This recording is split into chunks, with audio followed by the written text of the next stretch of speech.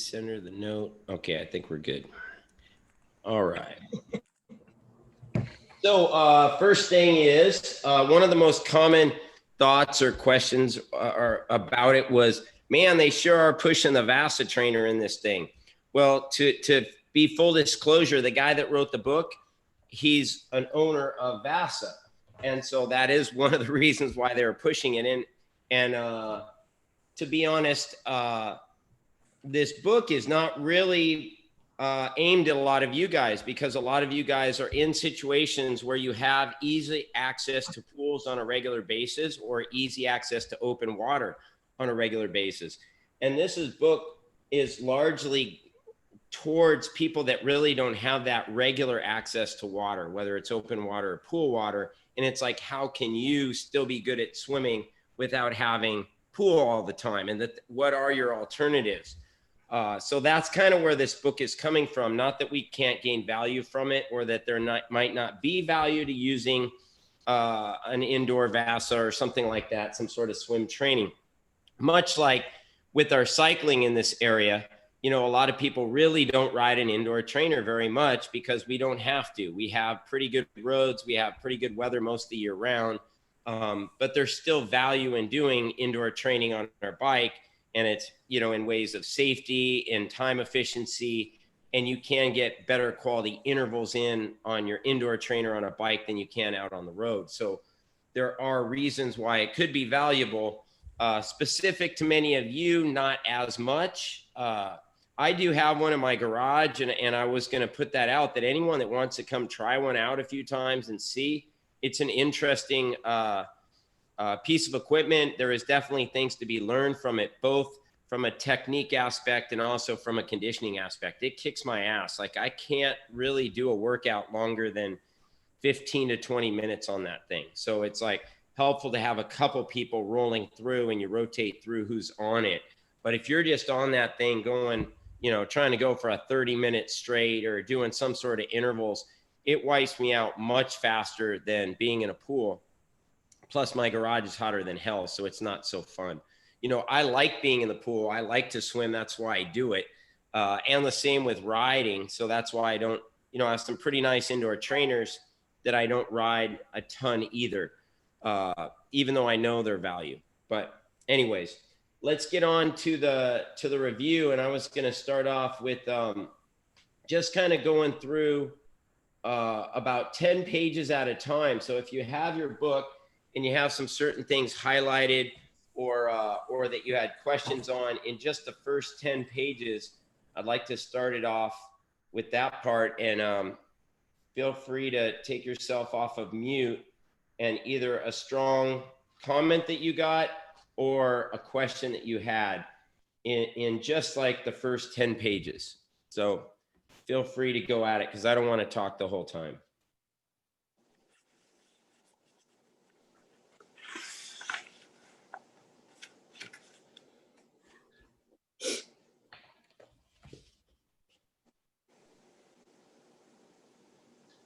The one thing I found on page 9, what separates slower swimmers from fast, efficient swimmers?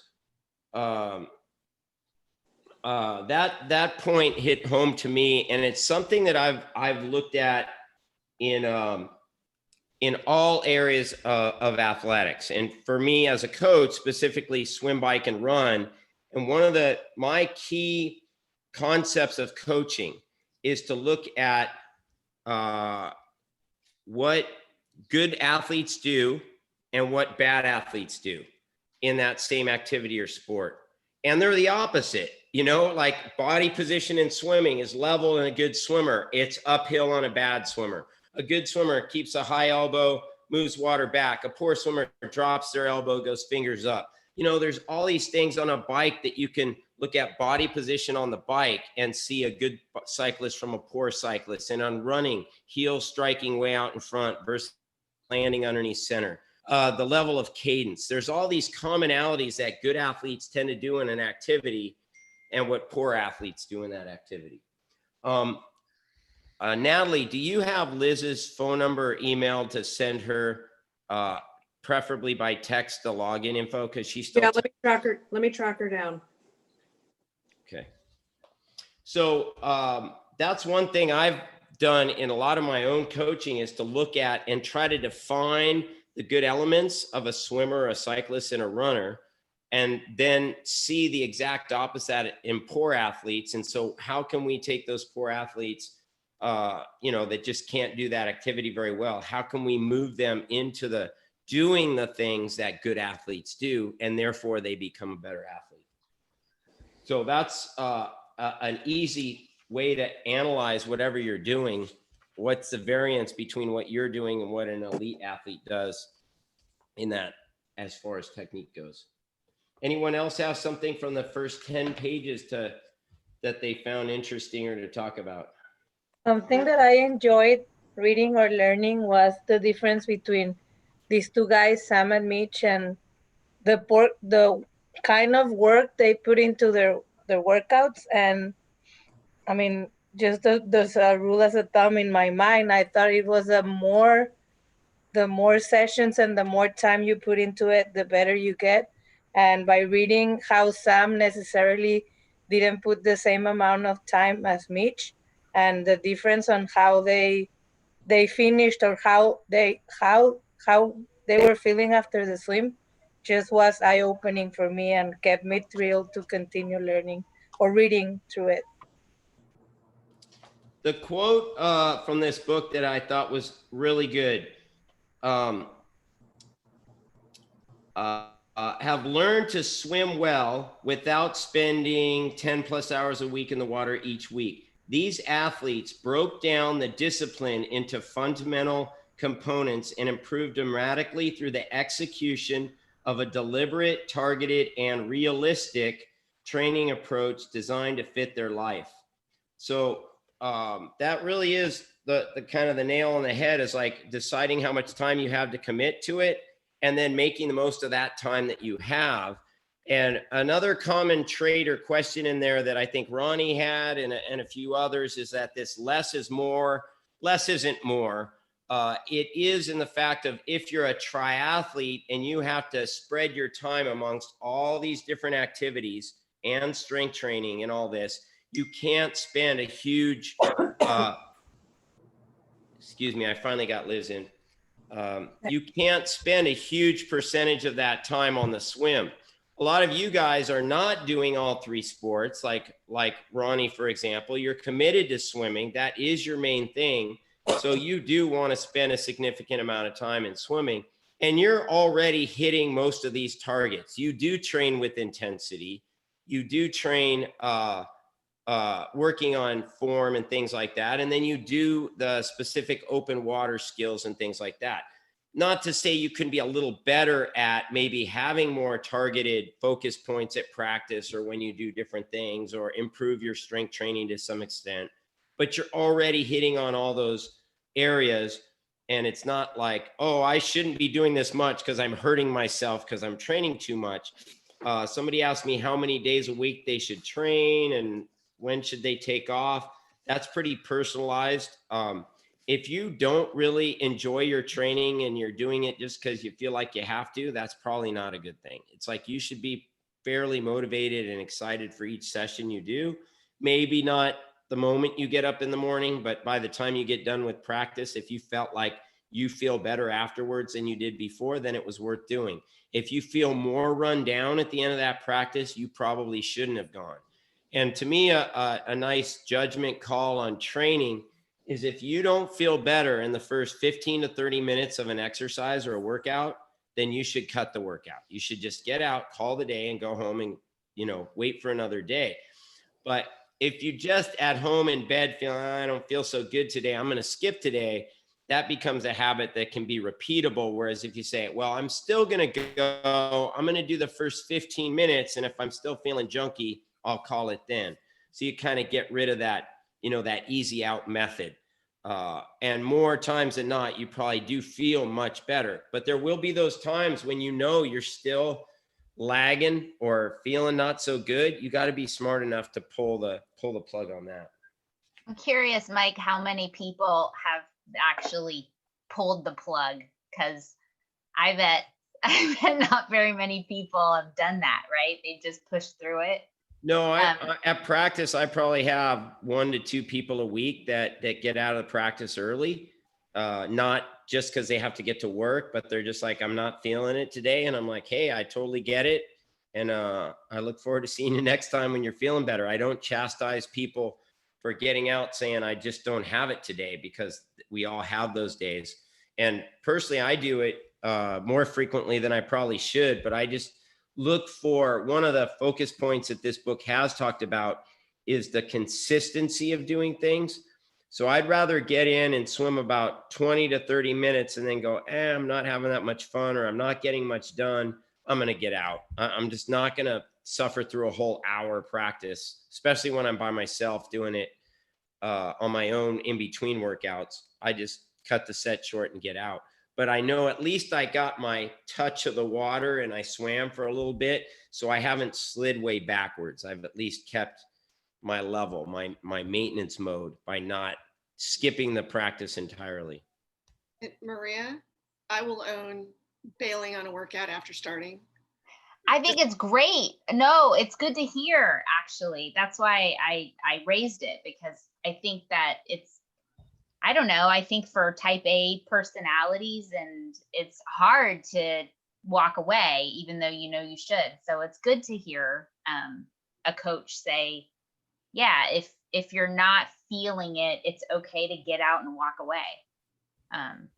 Yeah, one of the things I really took from the first 4 chapters of this book is just the emphasis on intentionality and having a purpose for every workout, and even for every part of a workout. And that's when, like, you just can't do what you're there to do. I figure, why bother? Because it's not a good use of my time. Absolutely. I have a question for all of you, of me, and how would you quantify me as a coach? Would you consider me to be more of a technique coach or a workout coach, hard work ethic type of coach? Like, which side of the equation do you kind of put me? Because Technique. Work. I would say technique. Thought about that today, Mike. It's a good balance, actually, to be honest, because Yeah.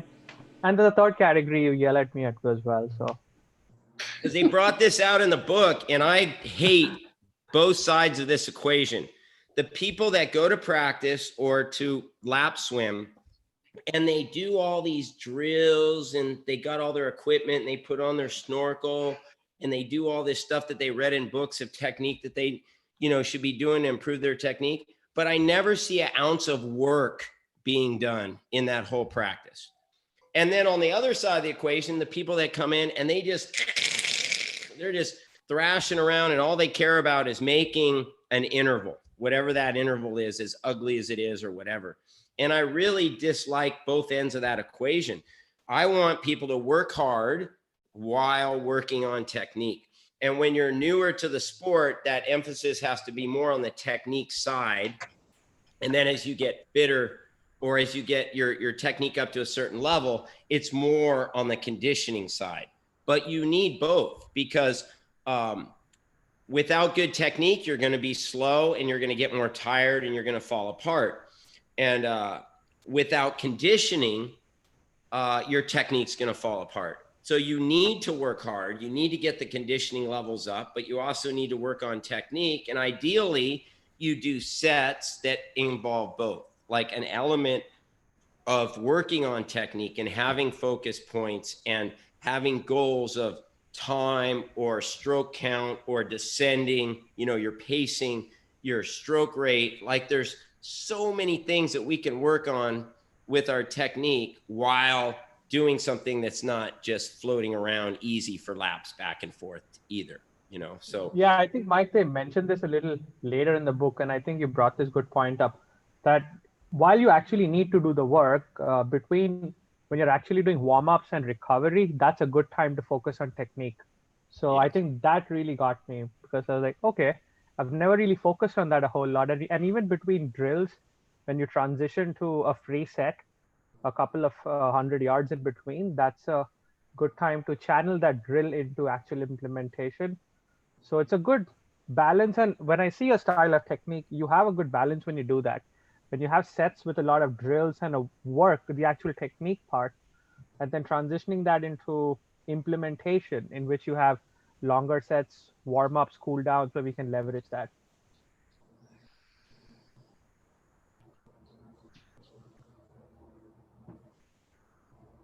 So Mike, I'll give you a little feedback from my perspective that I've seen a bit different side of Mike doing the open water stuff, because in the pool, when we were doing Nova and Mike's managing 15 lanes of swimmers ranging from, 2:15, 100 to sub minute 100, it takes all his focus just to keep the workout going. So it's all about the workout.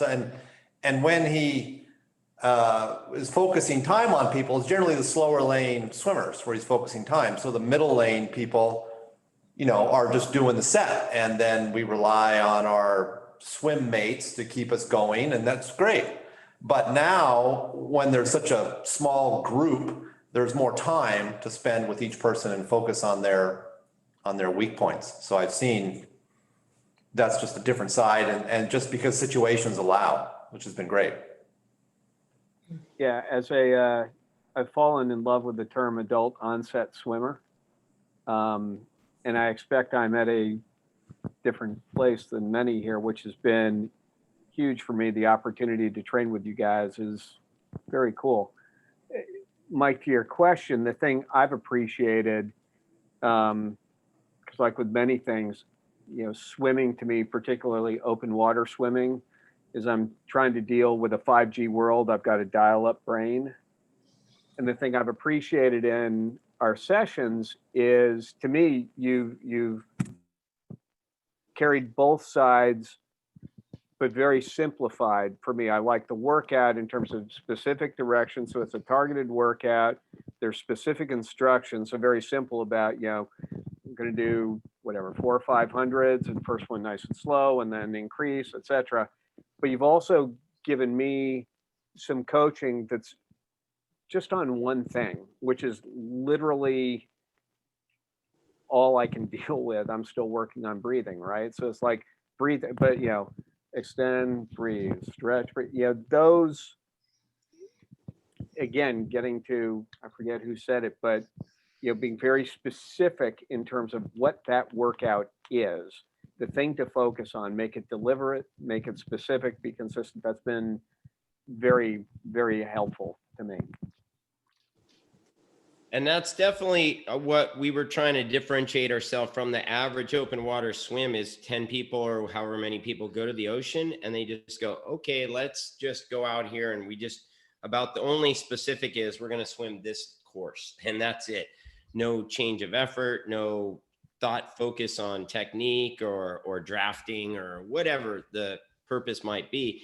And that is very low value workout or practice, because you've done it a few times. You're not really being challenged to do new skills or learn new things or anything. And so, yeah, you might not be afraid of open water, but in those workouts that I've witnessed that goes on, they're not practicing multiple in and out sessions, in and out of the water where all the craziness happens, and as much as we practice it, even the more experienced people have trouble getting in and out of the surf on a regular basis, and it still gasses us out in addition to the technique of actually doing it.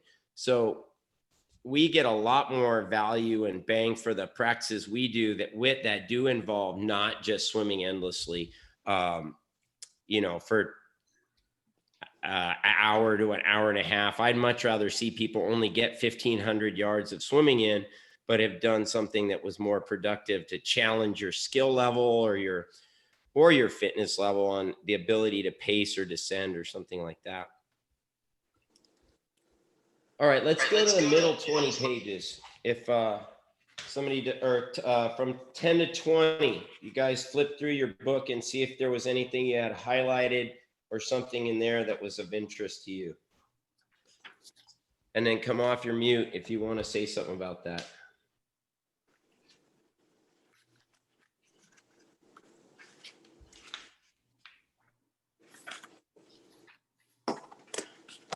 One thing they talked about is impacting pool power, the power you have in your pool. They were talking about kicking with the right timing, and that could affect it. but I'm not sure I understand exactly what the right timing is for kicking. Can you kind of explain that a little bit better, what that might be? Like what kind of drill would you work on for that? So there's different kick tempos. The most discussed in the swimming world is a 2-beat kick, a 4-beat kick, or a 6-beat plus kick. A 2-beat kick means you take 2 kicks per stroke cycle. So that means it's essentially 1 kick per stroke. And that is the preferential way, I think, for open water swimming. In a pool, when you're swimming shorter events, a kick becomes much more propulsive and can last over the duration of the race. And if you look at really talented, world-class swimmers, they actually have more legs at the end of the race. They're still kicking through the race, but their real big kick comes in at the end. And that's to help compensate for the loss of power in their arm stroke. Open water swimmers really don't need to have that big kick unless they're doing open water races. And like, if you look at the big international competitions in open water, they do 5K and 10K. They'll swim in a pack till about 800 meters to go, and somebody will throw down and just take off, and it's who can stay with them. And then it's whoever has the biggest finish. Like, these guys are finishing their last 400 meters in times comparable to what the 400-meter swimmers in the Olympics do, without walls, but at that kind of intensity and speed. For triathletes, we don't really need that big bionic power kick at the end of a race, because you're going to get out and run afterwards. But if you don't kick at all, which is a tendency with triathletes, is to just drag their legs, or they think they're not kicking, but their legs are actually moving around a lot as stabilizers for an out-of-control body. So when your body waggles around a lot, your legs will open up to support what's going on, which is, we like to pick on him, but that's where Noor was, especially when he first started. And he's much better now. He's gotten a lot more fitness, which has made his technique better, because when he got tired, he got really ugly with his form because he couldn't hold his core. So now he can swim a little straighter. He has enough gas from training that he can keep his kick on more. And when he actually kicks with purpose, he doesn't scissor. But when he forgets, the legs go whoop, and they open up like a scissor, and it's a giant drag to propulsion. It's just like if you're riding your bike and you start putting your arm out, you pedal 10 strokes and you put an arm out, you pedal 10 strokes and put your arm out, it's going to slow down your pace per mile on your bike. So purposeful kick, but minimal kick, because most of older adult onset swimmers, Tom, don't have very good ankle flexibility. So if your ankles aren't super flexible, you're not going to get much propulsion from your kick. So if you're hitting the legs big and hard, it's just venting energy. It's what I call driving your car with the air conditioning on full blast, but your windows rolled down. That energy is just going out the windows. So we've got to find out how much kick you can do. And to practice kicking in training, is it valuable? A little bit. But if you notice at the practices I run, we don't do a lot of kick only sets. We'll do things that might be kick into swim, or, and it affects breath holding. It's building a level of conditioning while you do it. But very rarely do we just do a longer kick set. And if I do give something like that, it's usually you can do a pull set of a longer distance, or you could do a kick set of a slightly shorter distance. And that's meant more to appease the triathletes, and open water swimmers should probably be doing the pull set, and the pool swimmers, sprinters, should be doing the kick set. And I just have to find a way to help people meet their needs at practice without making triathletes do a long kick set, or making pool swimmers do all this pulling when they really should be hitting their legs pretty hard. So, Mike, could you explain a little bit about what you mean by scissor kicking in that context? So your diameter of your kick should be like the diameter of a bucket. You bring a bucket to practice every day. So that's about how big your kick should be when you're kicking. It shouldn't get any wider than your shoulders. So if you spun your body around in a circle and drew it with a pencil, the diameter of that circle is how big your kick should get. And if your feet come outside that circle, you're creating drag. And what a lot of people do when they scissor kick for a breath, it's right when they get the breath, the leg fires out to the side as a support point while they're getting the breath. And it'll sometimes be connected with an extreme knee bend as well. So one leg will bend extremely, and then the other leg is straight and out to the side. So you're really creating massive drag, both with the knee that's bent and that leg behind you, and the straight leg that's spread out in front of you, that's come way outside that diameter of your body line or your bucket. Okay, sounds like side plank in the water. A little bit. So to stay on the kick a little bit, that's a real weak point for me. I'm like a 230 per 100 kick set person, but I can swim 130, freestyle. Mm-hmm. And I don't have a big kick. I don't have a scissor kick. I have a tight kick, and I kick, I believe, from the hips. And just biomechanically, I don't understand how I'm supposed to get propulsion kicking from the hip with these legs that are long. There's no vector pointing behind me. It's all up and down. So I'm just pushing water up and down and not pushing any water backwards, moving me forward. So unless I start kicking from the knees, I don't see how I get that vector to push the water rearward in a kick. So when you try to snap your buddy when you're 14 years old with a towel, snap that towel and give him a little hickey on his leg with the towel. It's a small movement at your wrist, and that towel whips and snaps at the end a little bit bigger at the end. So the kick is initiated from the hip. The knees do need to bend. But if the legs are staying, not moving at all from the hip to the knee, and all of the knee is doing the bend and the kick, it's not a very propulsive kick. Every time you bend the knee, you're creating drag, and then you kick and you create propulsion. So they're fighting against each other.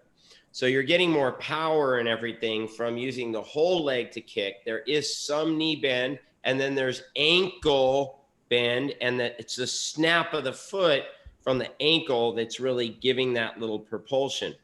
So this is where I don't know what the exact angle of toe flexion is of where propulsion begins to happen. And if you can't get there, it's kind of pointless. So then the kick becomes, you're doing it to keep the tension of the body, because if you don't kick, you won't have the tension. And your legs, being long levers, are going to start to drop down. So you're kicking somewhat for balance, not for propulsion. So that's why your kick on its own is so much slower than your swimming. And yet you need to kick when you swim, because it's helping you maintain your body position, which does give you your speed in swimming. So a 130 pace per 100, it's not fast at Nova, but it's pretty fast overall. And it's because you swim pretty well. You swim fairly level in the water. But if you have your lava pants on, it's a lot easier because you're more balanced and you can kick less, which frees up more oxygen to going into your pull stroke to be stronger. So there's three main reasons to kick. One is propulsion, but a lot of you can't get it because you don't have the ankle flexion. Two is for balance, which is necessary for some of you, but not necessary for a lot of you, and not necessary when you have your wetsuit on. So some people feel like they're sinking. They kick like hell to keep their legs up on a regular basis. Then they go put their wetsuit on and go to the beach, and they still kick the same way when they don't need to because they're wearing a wetsuit. The third reason to kick, which I consider the most valuable, is to help your body rotate. So the rotation is your power.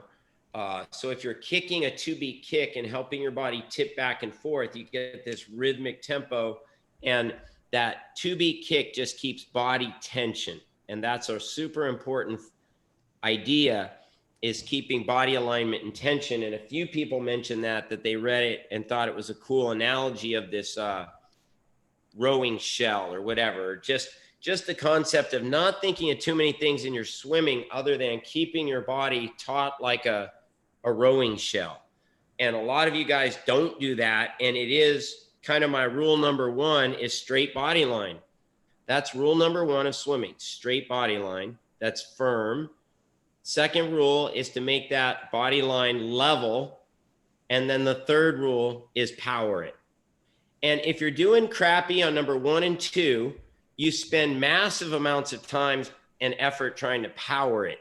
But try pushing a wet piece of spaghetti through the water. It just goes everywhere. It won't go straight, you know, but if you have a firm plank, you know, piece of wood and you push it, it's going to sail through the water without that much effort from your finger to slide it. So that's what we have to do with our body. And it's a failure on a huge percentage of swimmers, just that ability to keep their body firm and straight. Because what happens when you get a breath? The head tilts and it lifts up and an arm goes off to the side and a leg goes wild and a back arches. And, you know, all these things go to hell just by getting a breath. And it's to different degrees with most people. But even the world-class swimmers have to go back and work on how straight they can keep their bodies. And it becomes paramount with them because they cannot go under 50 seconds in 100 meters with a soft, mushy body. They have to have it super straight and firm and taut and put a lot of force in the water. So Mike, along those lines, what are the things that, because I think that's one of my biggest issues is hanging, like dragging, going uphill through the water. What are the things that you can say to yourself to, you know, I don't feel like I'm dragging as much as I am, but I am. And I don't know what to say to myself to get parallel. To get that balance in the water. Yeah. To get the chest down and the hips up. And actually related to that, in the book, it talked about the drill. They said to work on that alignment, use the snorkel, the ankle thing, and the buoy in between your legs. Yeah, and I was thinking that those of you that have that equipment and do come to my practices at the pool, be a perfect thing the moment you get in the water is to put that stuff on and do the first 300 or whatever swim you can get in before the first set happens with that stuff on, to just kind of get that awareness of keeping the body firm and taut and aligned, and do it easy, because you can't put a snorkel on and start swimming hard. It's got to be like real mellow when you first start doing it. So that's a good place to do it if you're coming to a regular practice. If you're going to do something on your own at a pool, then that would, again, be something great to start off with right off the bat, is to put that stuff on. And the band around the ankles, it really helps. You'll notice your legs wag a lot, you know, and it happens a little bit. You have one of those yellow buoys, and do you still have yours, or did you leave it at the pool? No, I still have it. I have an extra one. Somebody left one. I was wondering if it was yours. I heard they stopped selling those, so I think they're getting hard to get. There was some European guy that made one that looked real similar, and then he was suing Finis and stuff. So they just said, all right, we're not going to make it anymore. But anyways, if you wear a buoy in the regular spot, a lot of people will still kick behind it and use their legs still as a stabilizer. So by wrapping your ankles with a band of some sort, you kind of have to firm your core a little bit better and not let your hip flexors just dangle your legs down. And this would be really hard for Ryan because he's got very long legs, but it's a good skill to develop. And can you stay on the surface, and then when you rotate to breathe, not hinge or bend at your waist in turning your I shape into a K. Because if your head goes a little one way, your hips are going to break, and then your legs go the other way, and then you've got a K shape. And try pushing a K through the water. It just doesn't go very well. So a lot of where we can gain speed is taking out the problems instead of adding more power. You don't necessarily need a bigger engine. I call it more moments of greatness and less moments of despair. So when I do a video analysis with people, I film them above and below the surface. and we'll just watch it. And then I'll freeze it in like a moment where they're doing something really well, moment of greatness. And then I'll freeze it in some moment where it looks really bad, a moment of despair. And I go, look at that moment. What is good about that? You know, when it's just total brakes on, dragging ass, you know, head up, whatever it is. And it's like, if you just didn't do that, you'd be much faster. So stop doing that, you know, take out the moments of despair, have more moments of greatness, and you go faster.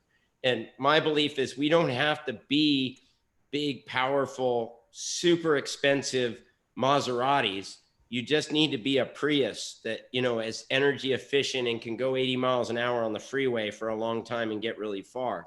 Because most of us aren't racing stuff that we have to have that amazing power and speed. We just got to be able to get through it pretty fast and efficient and set us up for whatever else we're still going to do. But this is the interesting thing with technique is there's that efficiency side of the curve that is your balance and your alignment. And then there's the efficiency side or speed side, which is the propulsion. And I don't care how streamlined you are, if you have no propulsion, you're not going anywhere. And if you think of like a fighter jet, that thing is built super streamlined, but it has a rocket engine to make it go fast through the air too. And an airplane can't fly at 30 miles an hour. It falls out of the sky. I don't care how streamlined it is. It's not staying up. It's too heavy. It's going to fall. And so people that are poor swimmers, they can't keep their balance because they're not going fast enough. And they can't keep going fast enough because they're spending all their energy into trying to stay up. So you got to kind of be working on both sides of that equation. You have to start off with a straight line and then hold that line while you propel yourself. And that's where like putting the snorkel on can sometimes allow people to not get so distracted with breathing that they can actually learn how to propel themselves through the water with their arm stroke while staying more balanced. So that's kind of one of the main purposes of why people use the snorkels and why they're a very valuable tool for some people to use. A lot of you are kind of beyond that. You're pretty efficient swimmers in a lot of ways already. I don't necessarily see that it's going to be some moment, you know, for like a Ronnie to do a ton of snorkel swimming at this point. You know, there could be some value in it. And obviously, if you were swimming 2 hours a day at practice, you could do longer sets with the snorkel. But unless you've got, you know, some major deficiencies that you really need to hyper focus on what you're doing with your arms and not be concerned about air, I think for most of our group, we're best off just swimming and doing some focused drills. Some newer people like Krishna probably going to benefit a lot from wearing a snorkel and getting more technique work without struggling with the air. Like working in two sandboxes, you know, your technique sandbox and your breathing sandbox, and then you got to marry them back together. 30 to 40 on the pages. Look at your books and see if you have anything in those pages that you want to discuss or have a question on. Between 30 and 40. Yeah, Mike, I do have one. So I think this was a really good highlight for me, specifically when racing distance, right? To find that the difference between speed versus efficiency, like how much speed is good speed versus not burning out. So you get out of the water and still have enough energy to get through transition one and get on the bike and not lose power and speed there.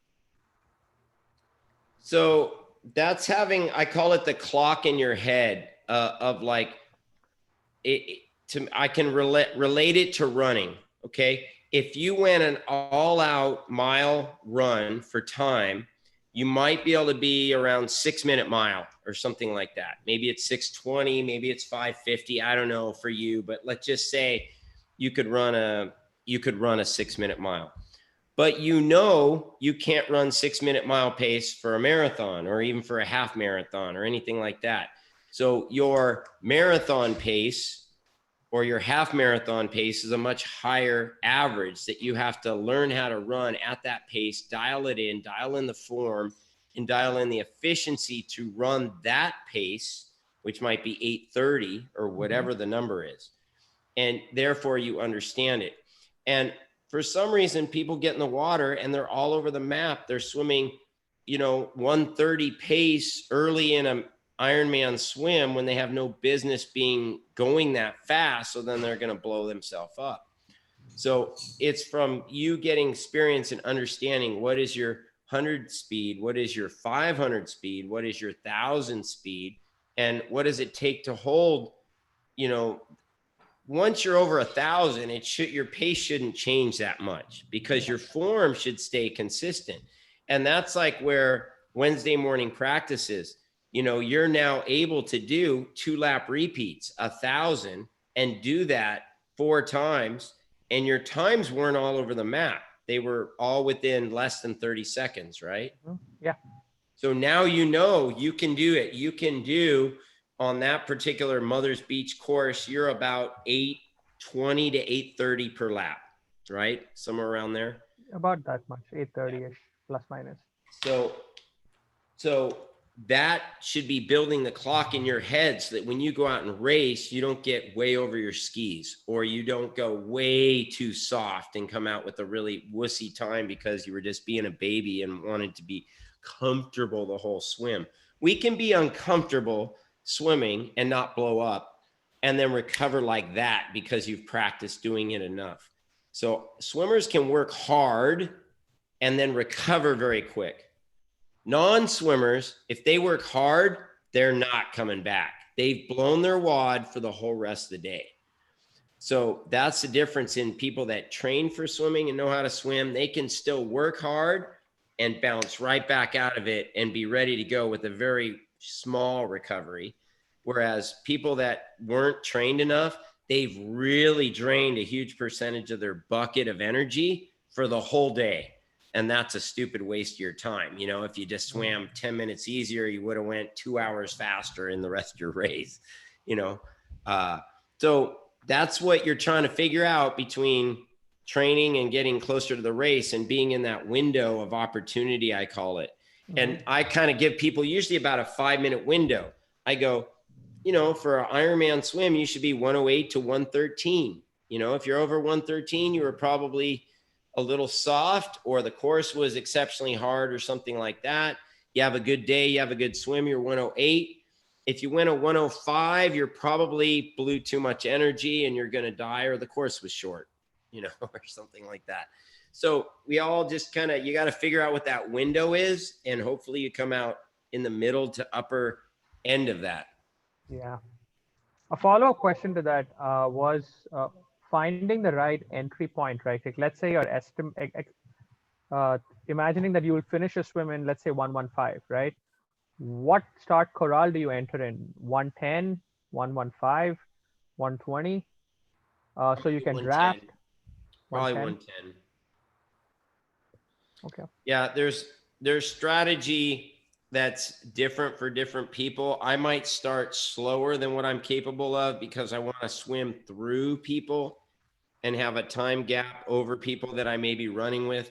But it's really individualized to you and your race and what your goals are on that day. And I don't have a formula that I can prescribe for everybody, unfortunately, with that. Yeah, probably discuss that offline. Don't want to take up everybody else's time. Exactly. 30 to 40. Any other comments on those pages? I would like to schedule a recording on my swimming because I know I have a lot to work to do and maybe I can talk to you offline because I know I have a lot to improve, but I want to learn where. So that is something that reminded me from reading this book too, because it does bring it in there a few times. And I definitely believe in not super all the time doing it, but on at least a once a year basis of getting your technique and your form evaluated. Swimming, cycling, running, bike fit, all these things are things you should be revisiting and trying to just get little incremental improvements from year to year. Blood test is another one you should really be getting done at least on a yearly basis, and having some standards of where you're at on a normal basis, or even getting your blood tested when you're super healthy, like after a great race where you're in, because you want to know when you are sick or have a problem, where do you vary from that standard that's you. And hopefully, you know, like with videotaping of running and swimming and stuff, from year to year, we should see a little bit of improvements where we don't keep saying the same drastic errors or problems. You know, and some people have no idea how they swim because they've never seen themselves before. So the process is pretty simple. It's I film people above the water and below the water, from the side view and from head on. And so we get underwater and above from those two angles, and you really see it a little different from each angle. And it's not a lot of footage. It's like, you know, a 50 or a 25 from these different angles. I'll ask you to swim at a few different efforts. One of the things I ask triathletes to do is we'll actually maybe do that videotaping with their wetsuit on, because if that's how they're going to race, we want to film them in their wetsuit, still in a pool, but to see what their characteristics are in the suit, and then to maybe take it off and refilm right away with the wetsuit off. It's much easier to take the wetsuit off after you've had it on and get back in than to swim and then try to put a wetsuit on, and it just takes forever. So I don't do that pattern. But seeing yourself above and below the surface, front and side view, you have a certain picture of how you think you look when you swim. And when you see it on video, it's usually a little different than you expected. But to get that every so often, and to have a few targeted goal points, and that we did see in this book too, it was asking near the end, is to have your 3 biggest kind of places that you think you can improve. And some of you know what they are. Some of you think you know what they are. Some of you still need to find out. So I'm definitely available to do that. I don't recommend filming in open water because you can't see what's going on under the water too well. But you know, the same thing with on the VASA trainer. We can look at the mirror underneath you. You can go through some form and kind of find out some gaping holes that you didn't really know you had in your stroke. All right, last pages, anything 40 plus? Any comments or questions from 40 plus? That's where we do start to talk about the limiters. That was the key question. A few people mentioned that saying, don't be afraid to swim hard. And that's definitely true. Swimmers can work a lot harder than you do definitely in running, because it doesn't break down your body as much. So swimming on a regular basis, you can put out pretty strong effort, but I do think that comes with more experience, that beginner swimmers should be putting more emphasis into technique, and more advanced swimmers more into conditioning side, but still with the technique focus.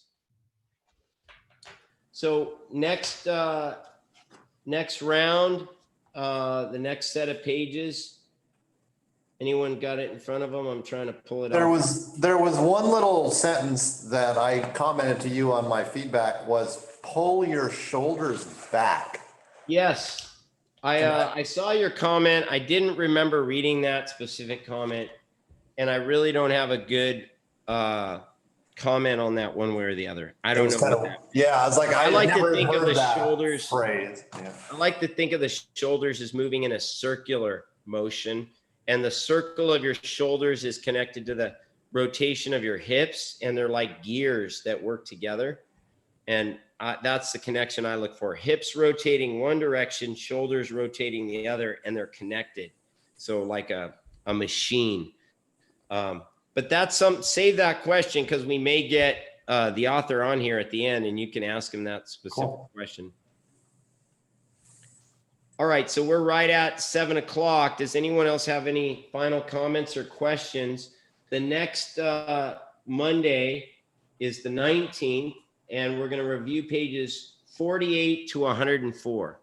48 to 104. So that's the reading assignment for next time.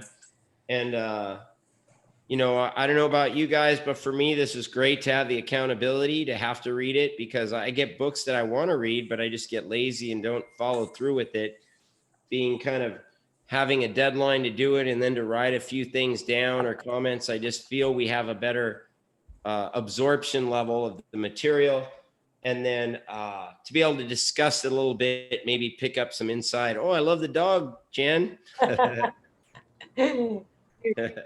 And Mike, real Yes. quick, did you have a comment? Because I know it came up. I had a question on it. I know somebody else had a comment about the section on From Experience on page 35 from that coach Martin Hill. And, you know, his philosophy is there was no difference in coaching for pool or open water swimming. Right. It was at page 35 and 36. What page was that? Yeah. 35. Yeah, 35. Okay. So I did write a note on that, and I didn't read my notes very well when I was talking to you guys just now. I went off on tangents. I said page 35, 36. These were my comments. Did not discuss the relationship differences of swimming in a wetsuit. Takes a lot of time to understand and master differences between mountain biking and road riding. So I do not believe that pool swimming and open water are the same and that you can address everything in open water. There are distinct differences in open water swimming, and there's distinct differences in swimming in a wetsuit than not. So I want to help train people for what they're going to do in their race. And that involves wetsuit specific concepts in terms of stroke rate, in terms of kick, lots of things. So what I do believe is that you gain the bigger percentage of your conditioning from pool swimming, and you gain your skill concepts from the open water swimming. So I don't like people to just do all their swimming in open water, because I think you get kind of out of shape in some ways. But still, you have to learn how to do things in open water. You definitely have to overcome the fear factors of either dark water, of navigation, of dealing with waves. But even if you're okay with all that, if you just did all your swimming in open water, I think some of us found this out when COVID came, right? Ronnie and my wife has said that we got out of shape. We were swimming in the open water a lot, but when we went and did a pool practice, we got our asses kicked. Remember that? When we first went to the first few pool sessions, it was like, whoa, I haven't been training very hard, because it's just a little different when you get walls and you can really push off and stuff. So you need both. I think you get conditioning from the pool. I think in the pool, we can do some open water specific concepts, but you learn your skills in the open water and their differences. And I mean, one of the things that's kind of interesting is what's the difference between swimming against a current versus with a current? And how do you simulate that in a pool? Can anybody answer those two questions? How do you simulate getting a tail current or having a headwind current when you're training in a pool? You could use Trying to swim with your fist closed. Eyes closed is just navigational issues. Somebody said something else that I think. I said using a fist, Crafting. swimming with a fist. You've had us do those drills a couple of times. So I had a girl that we were training to do some long swims. And so we were trying to get some stuff done in the pool, and I would have her do big sets with her fins on. That's your tailwind swimming. That's getting a tail current. And then I put a drag suit or a parachute on her, and I made her swim parachute swimming. That's with something behind you dragging your ass down. And like every stroke you take, it would take like 40 strokes to get across a 25-yard pool with one of these parachutes, because it just pulls you down and back, and like you're getting nowhere, and like a 25 would kill you. It's really hard with these parachutes. But that's what it freaking feels like when you're in a really hard front-on current. And your stroke rate has to be faster when you're going into a current. And then when you're going tailwind, it can be a lot longer and easier stroke rate and stuff. So if you don't have those skill levels, if you always swim at 60 strokes a minute or 55 strokes a minute, you're going to go backwards when you hit a front current coming at you. You're not moving fast enough to get through it. So you have to kind of teach yourself to have that higher tempo.